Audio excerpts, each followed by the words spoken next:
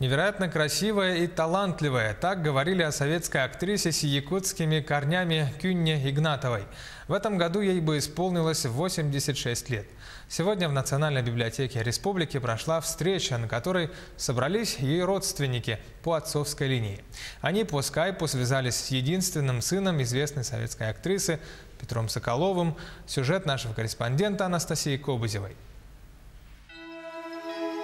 Ее называли первой красавицей Советского Союза. Своей яркой внешностью Кюнна Игнатова была обязана тем, что в ней смешались несколько кровей. Папа известной актрисы Николай Алексеев был якутом, известный этнограф.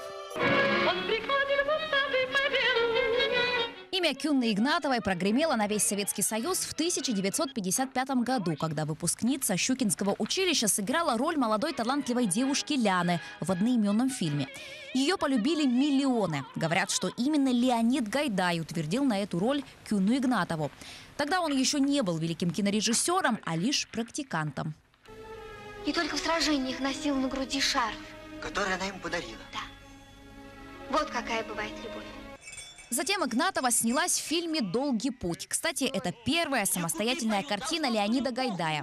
На этот раз Кюнна Игнатова сыграла политическую ссыльную Раю Федосееву. Так актрису стали называть первой женщиной режиссера Гайдая.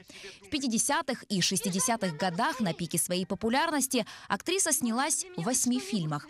Она никогда не забывала про свои якутские корни и всегда мечтала побывать на родине. Это произошло в 1970 году. Я давно мечтала приехать на свою родину. И вот мое желание осуществилось. Я в Якутии. Искренне тронута теплой встречей, доброжелательностью моих земляков. Земляки ее любят до сих пор и часто пересматривают фильмы с ее участием. Но больше всего актрису ценят ее родственники по отцу. И уже после смерти Кюнны Игнатовой большая семья воссоединилась. На встрече, посвященной памяти талантливой актрисы, наконец познакомились ее единственный сын, сводные брат и сестра по отцу. Разговор между Москвой и Якутском длился около часа. Я просто приношу свои приветствия и поклоны. И думаю, что моя мама, она где-то незримо с нами присутствует рядом и очень радуется вашему присутствию.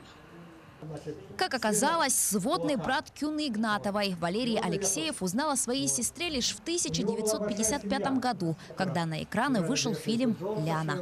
У нас в доме они не говорили, видно, из-за матери, потому что там была своя, значит, она ревновала его в прошлой жизни. Ну, это женская ревность, так сказать, видно. Конечно, я гордился и говорил своим сокурсникам, что это моя сестра, родная сестра, такая вот талантливая, красивая артистка. Талантливой актрисы не стало в 1988 году.